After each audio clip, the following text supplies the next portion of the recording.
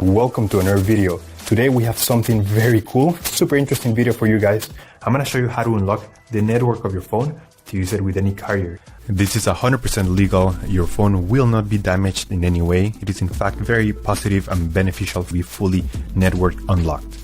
Because your phone's resale value will increase because your phone will be compatible with any other carrier worldwide. We're gonna begin. So to start, we're gonna get the phone's IMEI number. That's a unique number for every phone. So to get it, simply dial *#06#. As you will see, your 15-digit IMEI number will appear in the screen of your phone. This number is very important. It represents the ID of your phone, and keep it somewhere close because we're gonna use it in a few seconds to unlock this phone. Okay, now we're gonna switch to the computer. We're gonna use this website to request the unlock code to unlock this phone. So first you need to fill in the information about the phone you want to unlock in this form. Processing times may always vary, so be very patient. It may be very fast sometimes, but sometimes it may also take a little bit longer, so just keep that in mind. Okay, so after you have waited the estimated amount of time, you're gonna get an email, and I'm gonna show you how the email will look like.